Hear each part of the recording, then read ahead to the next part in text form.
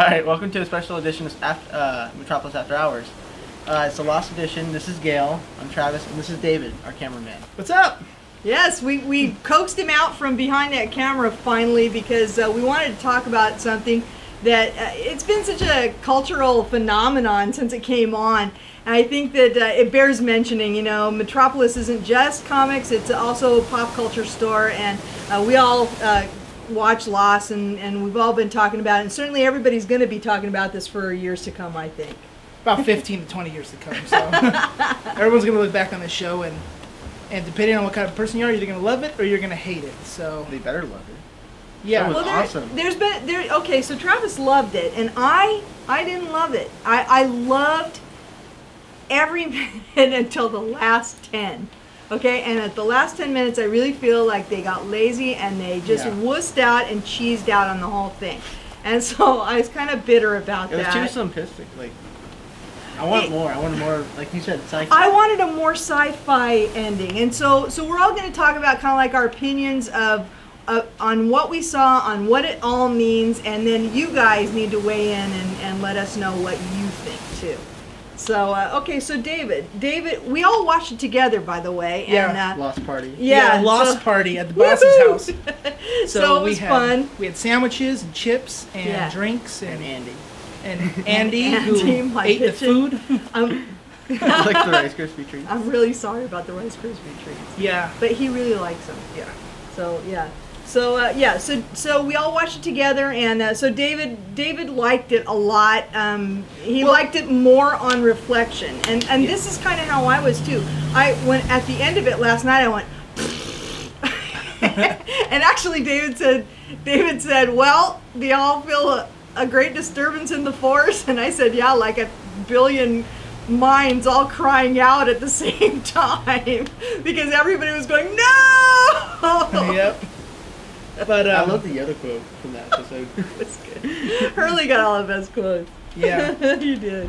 Yeah, for me, I really enjoyed the whole thing. Personally, I liked the twist they took on it, kind of a faith-based twist, you know, the internal realm, no time, existing outside of time, while at the same time it's still an alternate reality. And I've been hearing lots of people saying that everybody died the moment the plane crashed in the first season. And I want to put all my money that that's not true. And people who are saying that, I don't know why you're saying that, because everything that happened on the island was relevant. But if you remember back to Desmond, when he said none of this matters, he was true. None of that matters because everything in the final mattered in the alternate reality. So, but again, I wasn't too thrilled with it right away. But I slept on it. I thought about it. I debated with people. I talked to people at work. And I like the turn it took because not every time you have a great series, lots of people die along the way, and the ending usually isn't that fulfilling. I personally got pretty fulfilled because everyone you loved came back. They were together as a family, and it ended on a happy note, which is something I really digged. So, I mean, Battlestar Galactica, I won't tell you. My favorite show ever. That ending was, I think, personally, Brilliant. Better than Lost. Brilliant. But the best ending, I thought it was the best series finale I've ever seen. But, very pithy and thought-provoking. Yeah, but what I liked about Lost is that it was a happy ending with everybody still there, everybody you loved throughout the show. So I was just really glad that they brought back Sun and Jin. I loved Sun and Jin. I loved their arc. I loved, there were a couple of love stories that I was really attached to. Sun and Jin was one of them. Bernard and Rose was the other one. And I always was rooting for Jack and Kate to get together. I know that actually Evangeline Lilly, the woman who plays, the actress who plays Kate, always said that she thought that it was great, or that she and Jack, that Kate and Jack could be great together, but that there was something beautiful about people who could stumble together as well as people who could fly together. The thing is that I believe that love should make you fly. I don't think it should keep you both in that pattern of stumbling. So that was, to me, why I didn't want to see Kate end up with Sawyer. That's why I loved him with Juliet. I loved all of the reunions. I loved all of that stuff. Everything was great. The reunions were beautiful. I'm going to let Travis talk about it first, though. I just co-opted the whole thing. Sorry. Yeah, but because I know a lot of people that were really sad about Sun and Jim dying. You know, I was just really glad that everyone got back together. Of course, I never liked the idea of Kate with Sawyer. I thought. Yeah, I didn't like I that. thought Jack would have always better when they slept together in the cage. Oh, and a quick side note: if you haven't watched the Jimmy Kimmel special, watch it. I want to watch it. These two have it. I have. It's I have really it on my awesome. DVR. After I was like, it's really funny. After I was like, I have to watch the alternate endings just because I want more. By the way, the alternate endings aren't what you think. I'm sorry No. to spoil it for you. They're spoofs. Yeah, it's That's just what I funny. figured because in the commercial it was like Jimmy Kimmel turning around and he scares Hurley and Hurley throws something at him. Yeah, they actually didn't show that. I thought that Nor was- did they show the shower scene with Jimmy Kimmel and Matthew Fox when they dropped the soap. That was hilarious. And I wanted that badly. I think many people. I think Yeah. the best part of the finale was, like you were saying earlier, the Smoke Monster commercial for the Target. commercial from Target. Yeah, the Oh my Target God, commercials that was were funny, pretty awesome. brilliant. So yeah, that was pretty funny. That was, So yeah, so okay, so for me, did you say your thing? Pretty much. yeah. You can feel free to kid. Yeah, It's, because it was like, I love the show. Kind of fell out during the third season. me too.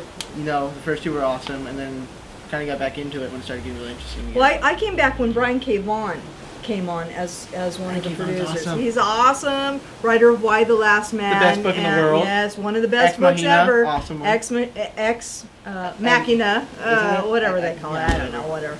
But whatever it was really, his books are very good. And so I came back when he came on and was very happy to find that he made a huge difference and that Suddenly Lost was kind of like the way that I remembered it, which was good and and not kinda just lost kind of its touch for a spinning little its. It was just kind of spinning its and wheels. that Yeah. favorite character came back, the dog. The dog, Vincent. Yeah, love that. So, yeah, so, okay, so for me, I'm finally getting to me, and I'm going to be very long-winded about this because I have a lot of theories, okay?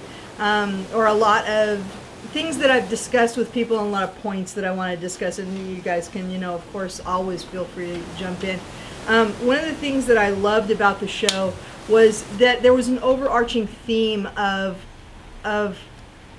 free will and choice and the notion that the choices that we make determine the kinds of outcomes that we can expect in terms of our personal redemption, our personal our self-acceptance. And I think that one of the major themes that the characters all through the whole series fought with was self-acceptance. This was obviously not a group of real happy people that, you know, like Jacob They all said, had something missing. right? They were all missing something, or they were all in pain somehow or another. They all had issues to deal with. With Jack, it was his daddy issues, and with Kate, it was the fact that she murdered somebody. And you know, I mean, she was trying to protect somebody, you know, but everybody was trying to fix somebody else. Jack's, you know, whole motivation through the whole thing was that he wanted to fix everything. He wanted to make everything right, and he wanted to make everything better. He's a doctor. He wants to make everything better, you know.